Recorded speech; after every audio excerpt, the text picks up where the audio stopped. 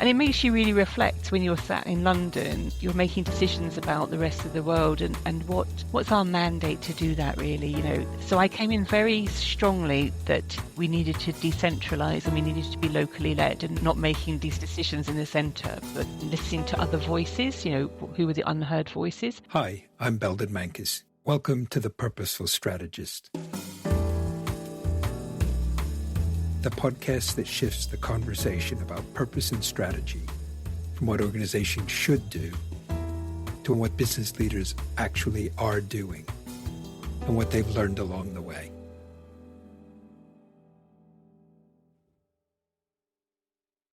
My guest today is Dr. Ruth Bumfrey, Chief Executive of the Lloyd's Register Foundation, an independent global charity with a mission to engineer a safer world. Through research, education, and evidence-building initiatives, the foundation works to improve the safety of people and critical infrastructure across the globe. Since becoming CEO in July 2022, Ruth has been guiding the foundation through its next phase of strategic development, sharpening its focus on safety science and strengthening partnerships that translate research into real-world impact. Ruth, welcome to The Purposeful Strategist. Thank you. That's really great to have you here. But let me just start. The Lloyd's Register Foundation has a really long history connected to maritime safety and engineering standards. Could you just start by telling us the origin story, where it came from and what problem it originally existed to solve? Sure. So we have got a long history. Lloyd's Register goes back to 1760. And it goes back to the growth in the maritime trade globally. The foundation itself was only created in 2012, but it built on a long history of what was called in those days something like a provident and charitable company. So back in the day, back in 1760, that growth of the global trade was seeing individuals and countries putting the equivalent of all of their wealth, all of the country's wealth on ships to be traded in faraway places. And what they found was they didn't really know, if you're commissioning a ship in Japan to take goods to somewhere in China, you never see that ship yourself. So how do you know what quality that ship is? How much trust do you put in putting all your wealth onto one vessel? And that's where Lloyd's Register came in. So Lloyd's Register came out of a coffee shop that operated where all the people from the maritime world used to meet together. Those people who wanted to put their cargoes onto ship could look inside the register, Lloyd's Register of Shipping. They could look into the register and see what quality the ship was that they were putting their cargoes onto. The term A1, lots of people use A1. I think there's a source called A1. The first word in the dictionary, in English dictionary, is A1. That term A1 comes from Lloyd's Register. So an A1 ship was a ship which had the top quality rigging and the top quality hull structure. So that's why it's a mark of excellence to this day. Right. And this is, I know when you and I spoke before, I was maybe slightly, I wouldn't say confused, but certainly hazy about one thing that maybe you can clear up for us. So there's Lloyd's Register, and then there's also Lloyd's of London. And if I've got it right, they both have somewhat similar origin stories. But how are they different? And if they're still connected, how are they connected? Okay, so we're not connected at all now, but they were, you're right. So they both originated, took their names from Edward Lloyd's coffee shop back in the day. So the Lloyd's of London was a syndicate of underwriters, people sharing the financial ramifications of anything that went wrong. So that's the insurance underwriters. They are a much, much bigger organisation than Lloyd's Register and exist today in a different kind of format. But Lloyd's Register was really that engineering assurance. So not insurance, but engineering assurance, so that you could get some assurance about the kinds of things, the technical quality of the ship that you were putting your goods onto. So yeah, no connections, but very close to each other in the city. Very, very helpful to kind of have that clear.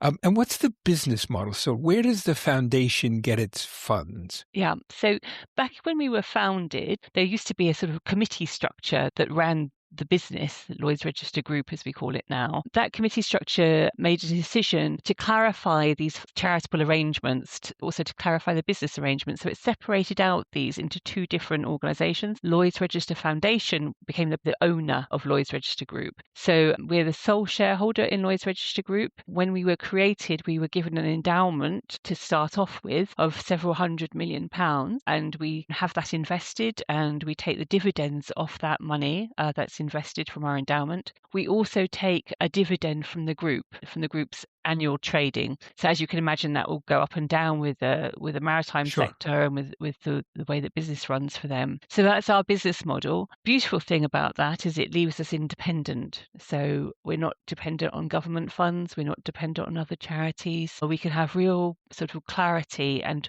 we're also not dependent on the UK, if you like. We're based in the UK, but we act globally. Mhm. So we're not beholden to any political system. We're truly independent, and that's a beautiful thing. I'm very proud of our organisation for making that decision. It's quite a bold move to have a charity, to create a charity that then owns the business. Yeah. And if I've got it right, today the foundation talks about its mission being to engineer a safer world. So what does that actually mean in practice? Because I could imagine all sorts of different things. And what sorts of risks and sectors and communities are you focused on? Yeah, it's a brilliant question. I think engineering is one of those hidden things, actually. We kind of throw this word engineering around. What does it mean? It actually means the application of science into practice. So you're taking your knowledge and you're trying to apply knowledge at scale in order to create things, build things. Engineering in its loosest sense can be a socio-technical system. How do you engineer a society to do things? So it's everything from that sort of hard engineering, is this ship built right? Is this steel rolled properly? To more of a socio-technical system. Does this system work? Is there enough enforcement? Are the standards right? Are there laws in place? So that's what we would call an engineered system. So when we think about, in our space, engineering a safer world, what we're really trying to look at is the intersection between infrastructure, between people, and between the environment. So when you get these three things together, you get risk. Risk comes out of that. And at our heart, what we're looking to do is put standards in place so that you can take that new knowledge and apply it at scale. That's another beautiful thing about the foundation's work, is that we're really about action, applying things at scale. And you mentioned the environment. Does that whole issue of safer factor into, the climate crisis or whatever term one wants to use for it? Is it, do you think about systems at that level? Absolutely. I think the climate crisis is something that people talk about. You can see it in the data, you can experience it. But how does that then translate into engineering things in a better way to deal with more stormy weather, changes in sea level rise, higher sea surface temperatures? It's the translation of that knowledge, all those lovely models, that tell us very scary things about the state of our future Earth. If we want to continue to live on this Earth and to enjoy power and water and shelter and food and all these other things, transportation, our systems, our engineered systems, will have to change. They'll have to be built to different standards to cope with that. So I think we're in a really good place. We find ourselves being a voice in many of these discussions about the changes that are needed in engineering standards and infrastructure for climate change. So there's sort of two aspects of that.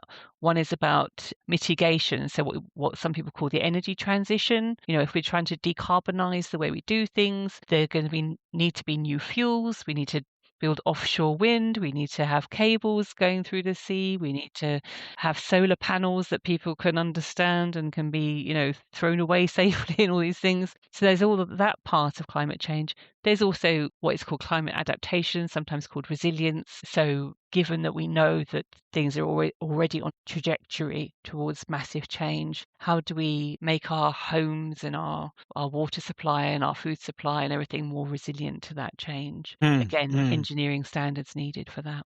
And also skills, that's the other thing. Just say skills. You need skill sets that go along with all of that. Education is a big part of our mission too. So just so I kind of get a sense of it, I'm kind of imagining from what we've said so far that Lloyd's Register Foundation, Lloyd's Register being owned by it, are mostly focused on things that have to do with ships and the sea, and maybe that extends a bit into ports and things related to navigation or something. But have I missed it?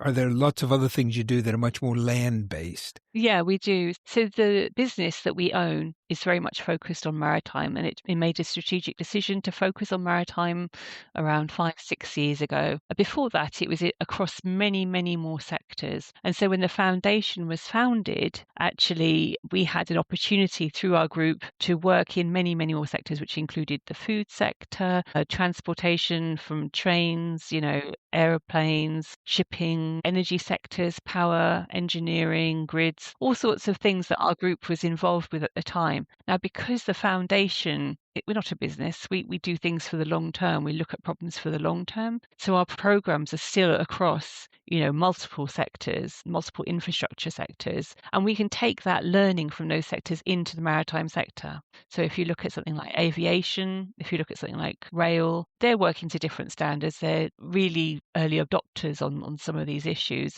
And maritime tends to be a bit of a laggard on some of the issues because it has longer investment times. So our foundation works at a much higher level. We even look at individual risk and individual perceptions of risk. So we have a much broader area or theatre to act in than our trading arm, which is just maritime, really. Yeah.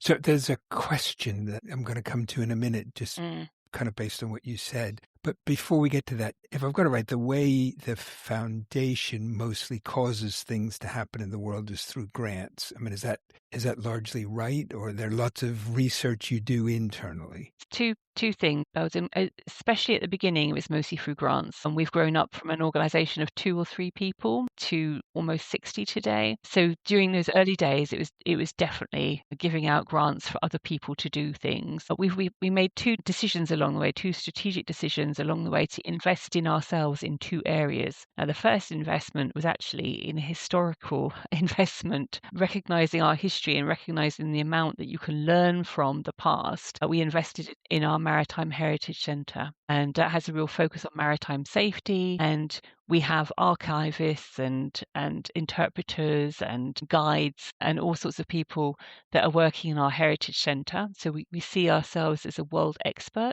And we also give out grants around that. We don't want to hold all that expertise in the UK, but we have grant programs which help others become experts in maritime history too. And then the second area is around actually global safety evidence. Now this will sound like a weird thing, right? But when we're trying to make give grants, we always ask ourselves the question, what's the scale of the problem here? And if you start to look at data that is held in the wider world about where the problem is, people like the UK, USA, we've got great data sets, right? We can tell you about what people get hurt by, what sectors are problematic, where there are accidents. But if you put that onto a map, there are huge areas of the map which are completely blank. They just don't collect that kind of data. And so you're left with a question, do you try and get better data, or do you just address the problems that you know about? And we decided to go down the route of getting better data and investigating what the world experiences. And that led to something called the World Risk Poll, which I can talk about in a bit, which is a really cool thing, actually. But so we went down the route of collecting more data. And that also led to us asking the questions, well, what actually works in safety management? Because people spend a lot of money on safety courses and safety standards, and there's a lot of investment in these things, but does it actually work? So we have a centre called the Global Safety Evidence Centre. We've set that up a couple of years ago, and that's there on behalf of society, on behalf of the wider world, to provide evidence. So you've started to answer the question I said I was going to ask, but let me ask it now because it might just pull in a few more things, which is, so whether it's what your own people are working on or whether it's grants, how do you decide? Because I'm sure there's a sort of infinite demand. It's a sort of balance of pragmatism and all sorts of things. But what I would say is we are strategy driven. Every 5 years, we sort of write a new strategy, and it's an evolution of the strategy because we're here for the long term. We're not dumping areas or chopping and changing between things. Our strategy that we're in the second year of right now focuses on 5 areas. So 2 of those areas are those in-house, the maritime and the global safety evidence. But we also have 3 other areas that we are narrowing ourselves down to. One is about safer maritime systems, so recognizing this expertise that's held in our trading arm. The second is around safer, sustainable infrastructure. Again, building on this engineering theme, what does that look like in the future? What are the new technologies, digital technologies, new materials, new ways of engineering things? And the third is around skills for safety, skills for safer engineering. And that's really interesting because as we see these big demographic changes in the world happen, we really need to champion the need for engineering skills as societies around the world change. So those help us. That gives us a scope of what we do. We also have a how in what we do. So we also want things to be locally led. What we know is that we're not the experts. We're not the experts based here in London. How do we make a decision about a grant in Bangladesh or a grant in Kenya or a grant in Brazil? And so we've established local leadership hubs that we're building up in different parts of the world to make sure that these are locally led, locally informed decisions. So it's a transition for us as a foundation to devolve some of the decision making from the centre in London to the other parts of the world. At a strategic level, we sort of chop up our budget, and say roughly this amount in this area, roughly that amount. But then the local decisions need to be made locally, in local currencies and local pay scales and all that sort of thing. And then we very, very carefully track impact, because it's no point, just spending money is not in itself going to help anyone. We track the impact that we're having through every grant we give. And we're very good at that, actually, I think. That's as I'm sure you know, can be anyway, a rather murky subject and a bit of a black art as to how you measure impact. But is there a particular framework or way of thinking about it or methodology? Yeah, so we think about it all the way through, like the grant cycle or the activity cycle. When we develop a grant, we often co-develop that with somebody, and we're very keen on what some people call the theory of change, which is, you say, right, what's the plausible pathway to change here? What do we anticipate seeing, and have we got the measures in place for what we anticipate seeing change in this? That's always part of every grant that we fund. And then we monitor that change as we go through. We monitor what has landed. We pick up the stories. We pick up numbers around leverage. Are we leveraging other people's money? Are we influencing others? Are we getting our message out? But fundamentally, you're right, it's a dark art, Belden. Well, Ruth, if I could make just draw a little bit of a parallel. You mentioned theory of change. I'm a big fan, and I would argue for-profit businesses don't take nearly enough kind of recognition of that as a way of thinking about things, because I think it helps you talk sensibly about investment in a world where returns are uncertain. Absolutely.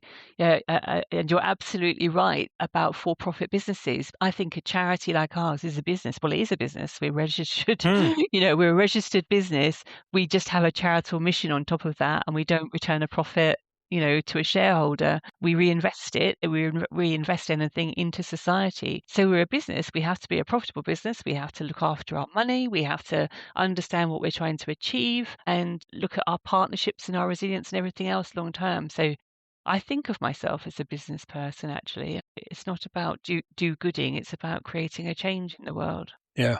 There's two things I'd kind of like to pursue here for a second. So let's just, one is I kind of want to hear your story. And you said, you think about yourself as a business person. So I kind of want to get to how'd you get to that? But before we do, I feel like I've heard you have about 60 people. I've heard, an endowment in the hundreds of millions. But if you had to sort of give me and others a sense of both the size and footprint of the organization, what does it look like? Yeah, sure. So 60 people, mostly based in London, UK kind of thing, but we've got people around the world, working remotely as well. We have 124 grants live at the moment. So, and that's anything from 10k to 10 million pounds, and wow. 130 million of a portfolio under management right now. It's like having a house and a mortgage, right? You kind of pay off a bit of mortgage every year, but you still got this massive house to manage. We manage long-term sort of 5-10 year grants, which are going through, which we're managing them to get the best impact. We have very close relationships with our grant holders. We have beneficiaries in 129 countries at the last count, but that clearly changes all the time. And then something like our World Risk Poll actually covers data in 140 plus countries. So we have data sets for over 140 countries, and that represents more than 96% of the world's population. So we've got something for everyone, and yet, we're quite focused on our strategic areas. So if you don't mind, let's talk about you for a minute. So you joined the foundation in 2014, CEO in 2022. That's right. Previous career in environmental science and public sector leadership. So if you can help me, what's the through line? How did that early experiences help you in what you're doing now? Was there a sense of inevitability that this is where you were going to end up, or was it slightly more random? It's always random, isn't it? But I suppose the principles there are I enjoyed environmental science. I chose environmental science as a degree topic, and it's about connectivity and internationalization. At the end of the day, Mm. the environment works at a global level. It doesn't respect boundaries or borders, and that's really appealing to me. The sort of thought of global networks, global people working together collectively. I'm a sort of very collaborative person. I like to sort of work on big projects and big, hairy, difficult things, and so that's the environmental science bit. Environmental science is incredibly collaborative as well, and I was a bit shocked when I sort of stepped more towards the business world of just about how mean people can be to each other. Because mostly environmental scientists work on big problems. They know that there's a shortage of cash for their work, so they divide it up nicely.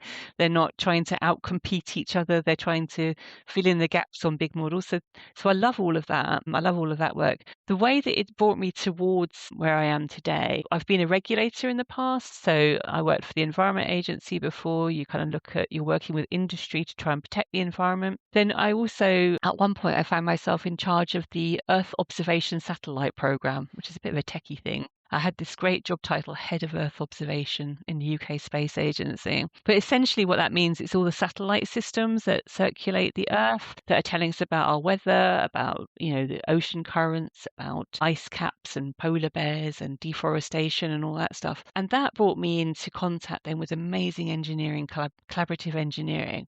What does collaborative engineering do at scale? When you put a satellite together, bits of that satellite have come from all different parts of the world. You then have to ship it somewhere in Russia or somewhere in the Caribbean.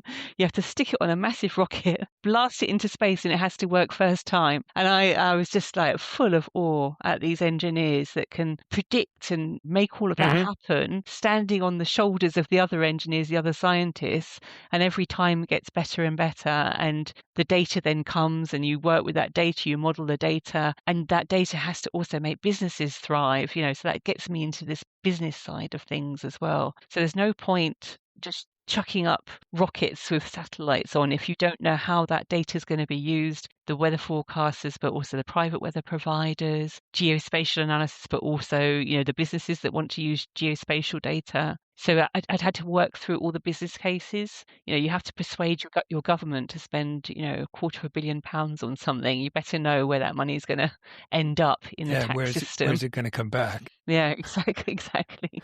So theory of change. There you go, Belden. Back to the theory of change. Yeah, absolutely. So you became the CEO a few years ago. And when you sort of took on that role, sometimes CEOs, they're sort of said, this is what we need you to do. Do you want to come here and do that? Or do you want to step up and do that? And other times it's a bit more somebody who wants to be the CEO. They're almost sort of coming into the job with a mandate, with their own sense of mission. Yeah. What was it like for you? Well, it was very much the latter, actually, because I had joined the foundation when it was just a handful of people. And I, during the first sort of 9-10 years of its life, felt very much that it was a baby that I'd helped to raise. And so when it came to the interview process, I very much knew what I wanted to do with the foundation and had an inside knowledge of how to do it. And I think it's probably one of those times where if it hadn't gone the way that I'd wanted, because I felt it was my baby, I might have stepped out of that. I wanted the opportunity to do what I wanted to do, and I probably wasn't going to compromise by doing something completely different if that had come to it. But happily, the trustees and the appointment committee liked what I wanted to do with it and have entrusted to me and to my colleagues an incredible mission and given us a lot of confidence to do what we're doing. And we work really well with our board of trustees, I'd say, because they have bought, I think we're very aligned in what we're trying to do. Mm-hmm. So it sounds a bit like you came into the role, not necessarily with a worked out strategy, but certainly with a pretty clear sense of the direction you felt things needed to go. Absolutely. And I think it's a responsive thing as well. So just to give you some insight into that, when I came in, I was I was interviewing around 2022, 2021, 22. And of course, we'd just gone through COVID. And COVID made a lot of things possible working in a more globalized way. And also during COVID, there was lots of movements around things like Black Lives Matter, the Me Too movement had happened, 5, 6 years before then. And it makes you really reflect when you're sat in London, you're making decisions about the rest of the world and what's our mandate to do that really. So I came in very strongly that we needed to decentralize and we needed to be locally led and not making these decisions in the center, but listening to other voices, who were the unheard voices. And how did you go about sort of clarifying all that? I mean, I could imagine one bit of it might have been, maybe it wasn't, but it might have been you in a room with a whiteboard, thinking it through over several days and drawing diagrams and erasing stuff and kind of going, here's where it is. And I could imagine, particularly given what you're saying about sort of it can't all be in London, that it was a very like a globally inclusive process. How did it work? You're right. It was a series of discussions. Me and my colleagues in the foundation. I tested things out with them and said, "Look, is this something? Can we see a pathway to do this? Have you got appetite to do this? I've got people that I really value and care about. That I work with." And then the other things that opened up to me were conversations at that sort of UN level. I was able to, because of COVID actually, participate in meetings and things that I hadn't been able to before then. I made a very good connection with the head of the United Nations Global Compact. And I talked about, well, how could we do this? How can we be locally led? She said, I've got 70 different country networks around the world who are all passionate about the Sustainable Development Goals. Why don't we partner up? And so that's actually how that happened. It was a series of asking these different networks who wants to be in, who wants to take part in this and have local leadership and who has governments that have also want to take part in this. And that helped us identify the geographies that we were focusing on. So there needed to be a strong government support and a strong private sector support. And that's how we chose our sort of geographies that we're working in as well. And it seems to me you've done something that quite a number of sort of historically UK-based organizations have struggled, whether it's professional bodies or for-profit businesses or lots of other different types of sort of shifting their balance, not being entirely UK or predominantly UK. What are the kinds of people or organizations that you usually end up giving grants to? I mean, are they academics? Are they kind of NGO activist groups? Are they just some individual with a brilliant idea? Yeah. So it's interesting. It used to be academics. So 10 years ago, we had our first strategy. It was very much a technology-driven strategy, new ideas, new engineering, new research, very much coming through in universities. And what we saw was actually universities were able to go it alone a bit more. So we would invest in, Singapore or Australia or places where they needed a little bit of startup money, but then they've become very successful in their own right and in raising money in their own right. But our strategy has become much less technologically focused and much more action focused. So you're right, it then goes who's creating the action. NGOs often, because they're advocating, they're using the data, they're in the business of persuasion as well, as are we. But businesses is the other one. So businesses is where things change. If businesses don't change, things don't change, right? You have to make a decent living. So sustainable business is our thing. If we invest in businesses sometimes to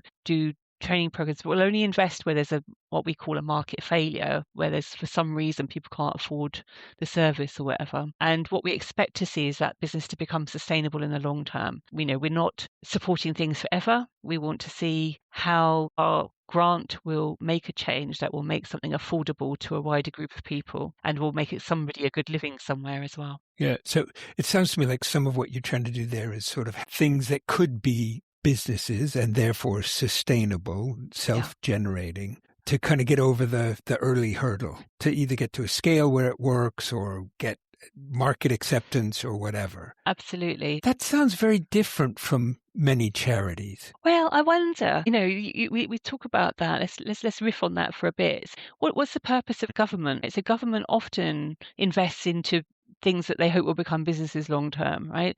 When I was in charge of this space program, I did Earth observation programs. Now there's a million not a million, but there's many startups in California now that are running their own Earth observation programs. 30, 40 years ago, you'd had all the telecommunications satellites would have been owned by governments. They're now all owned by businesses. So it's like a trajectory. Technology needs to come in, it needs to scale, it needs to be affordable or investable, and then it ends up in business. So what do charities do? Charities either are on that pathway. How do we get people in poverty out of poverty? And that has to have a business pathway, unless you've got an amazing tax system. So some countries are amazing at this. They work in a different way. But other charities, maybe they're trying to change people's minds or attitudes, and they may become redundant when those minds or attitudes change. So we're all in this for a systemic change. Some of us, it's just more achievable in the shorter term than the longer term. Right. But it's all got theories of change, and it all has a business model. It has to have a business model. Ruth, what you just said there, that sort of theory of change and business model combination, I think is very, very powerful.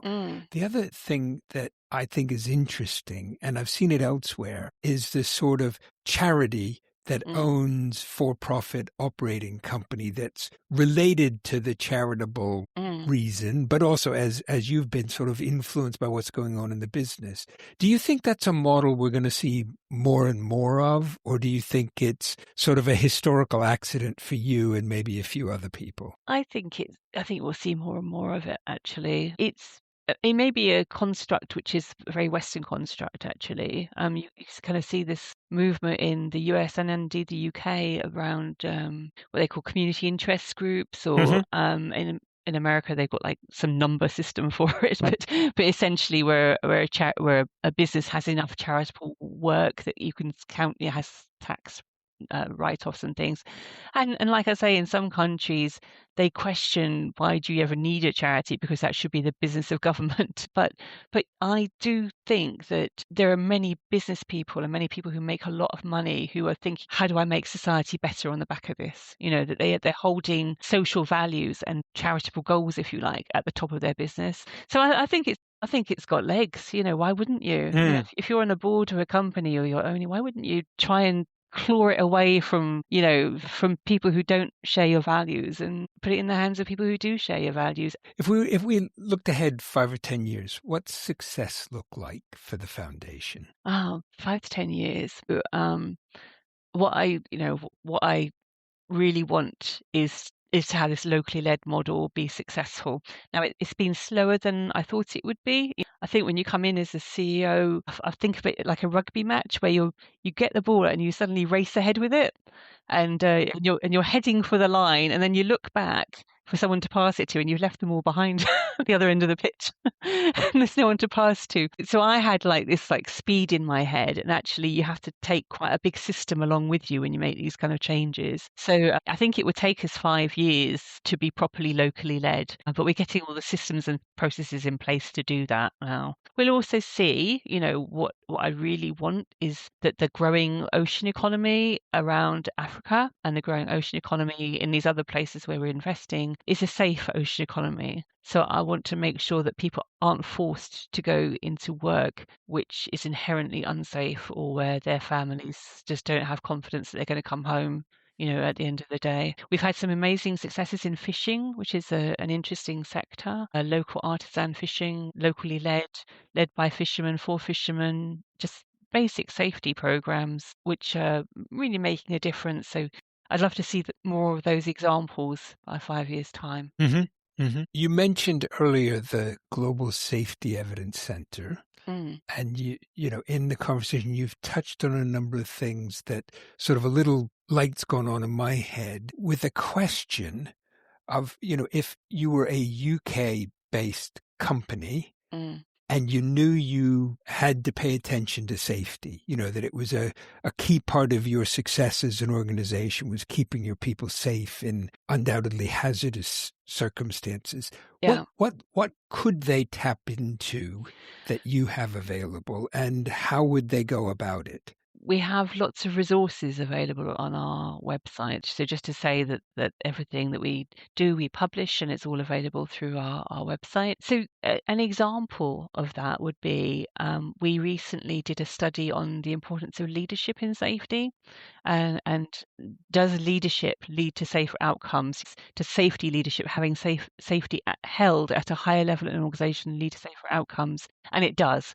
Now, you may think, that's a no-brainer. Of course it does. But you'd be amazed, how many companies where the board or the leadership team have absolutely no concept of the safety culture within their organization. They never look at it. They never discuss it. They don't have that as the number one thing on their agenda. And just by switching those things around and having those conversations and having championing at a high level in an organization, it can completely change and give confidence throughout the organization to improve safety in all different activities.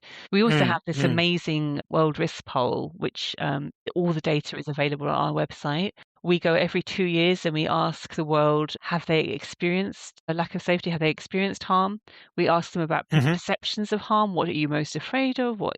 And we also ask them who they trust to give them better evidence. So these kind of numbers, if you're sat in a country where you can say, right, here's my data, I'm going to compare it to my region, I'm going to compare it to the world. It allows you to take that into your government and say, we need to make a change on this, this is unacceptable.